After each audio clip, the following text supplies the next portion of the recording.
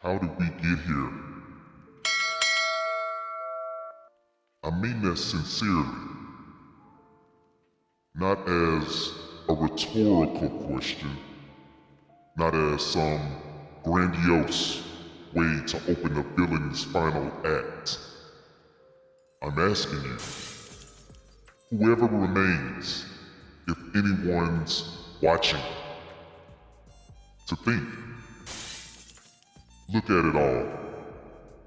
The smoke, the bones, the silence. This is not the work of madness. This is the work of reason. Reason unchained. They will tell stories. They always do. If there's anyone left with the breath that can speak, they'll say I was a monster. That I lost my soul in the pursuit of power or vengeance or whatever reason that they'll give to paste over the truth that a bandage on a corpse does nothing. But I remember how it started. It started with a smile, with trust. I was one of them once ago. I sat at the same tables, drank from the same cups. I believed in the same oaths. I bled for the same cause. And then, I learned what the cause really was. It was silence, subjugation, a system so perfectly rigged that the rebellion wasn't even just punished, no. It was rendered impossible by design. You know how that feels? To be awakened in a world where everyone else is dreaming? No, not just dreaming. Sleepwalking. And the moment you speak, they treat you as you're the dangerous one. They pull you aside, whisper words like unwell, unstable, dangerous to the balance. Balance. What a pretty lie. Balance is just the name the powerful give the stagnant when they're already about to win. Balance is the cage that they build and paint it gold so no one wants to leave. But I saw the rust under the grind. I saw the cracks. And when I pointed them to you all in this game, do you know what you did? You laughed. You laughed. Oh, not always with their mouths. Nah. You see, sometimes people laugh with their eyes. Sometimes with a little sigh that says, "We're humoring you, my child." That's what I was to them, a child. Even after I outwitted them, even after I saved an entire generation, still a child. So I stopped asking. I stopped waiting. One by one, I dismantled their illusions. I pulled down their pillars, burned their treaties, shattered their alliances. Not out of spite, no. Out of necessity. It had to be done. They would never change. The system was never designed to bend, only to break those who challenge it. And I don't break.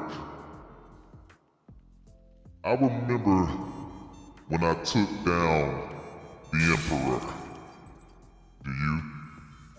Of course you don't. You weren't there. But let me paint the picture. He stood in front of me with shaking hands. His blade or weapon of choice was already slipping from his grip. He thought there would be some type of trial by combat, some noble end. He did not understand that the game was already ended, that his death was not a battle, it was a punctuation mark. And when I slid my weapon into his ribs, aka my dribbling, aka me dropping you off, he had the nerve to ask me why. Why? I almost told him, but what good would the truth do to a man who spent his life building a lie? So I let him go ignorantly.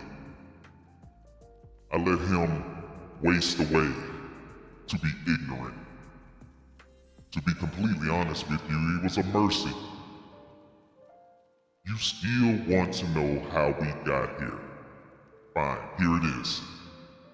You failed me. All of you.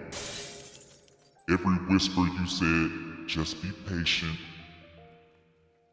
To someone who played both sides. Every coward who closed their eyes and said a prayer for someone else to fix it. You built this world with your silence. You watched the rot spread, and you said, well, it's not my problem. Well, it is now. You crown people who didn't bleed. You praise heroes who never paid the price of peace. You idolized weakness, you called it virtue, and branded any act of strength as tyranny. So when I took control, when I seized the wheel and turned it back towards the cliff we've been dancing around for centuries, you have the nerve to gasp? You screamed. Too late. Far, far too late. The truth, I'll give it to you. I didn't want to be this. I just wanted a place at the table. I wanted to believe in reform and diplomacy. I wanted to believe in change. I tried. God, how I tried. But I learned there's no seat at the table for someone who tells the truth too loudly. So you know what I did? I burned the table down. And I built a new one from the ashes. Now they're all gone. All of the heroes, all of the righteous. These false heroes with their empty creeds and polished armor, I buried them beneath their own monuments. And I feel nothing. Not triumph, not sorrow,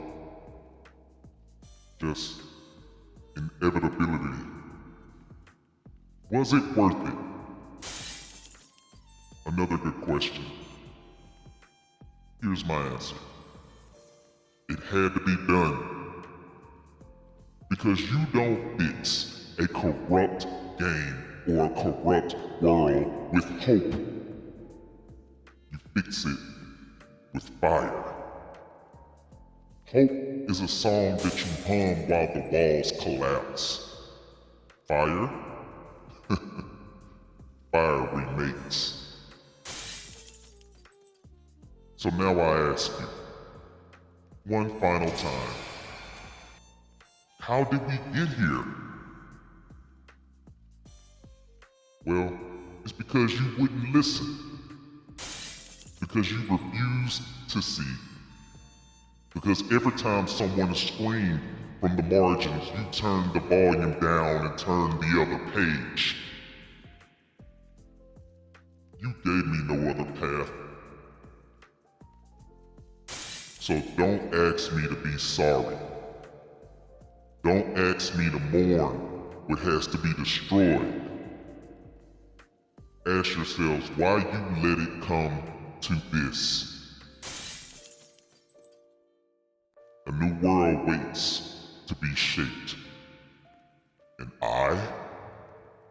I'll shape it. Not because I crave the power, but because I'm the only one left who remembers what the old world truly was. And I will not let us forget it. So once again, how did we get here? How is all of this possible? I guess you won't take accountability for your part in all of this. So why should I feel sorry for you? I would just keep burning down this institution of NBA 2K25 like how I've been telling you that I would do. Because you gotta remember, it's all a genjutsu anyway.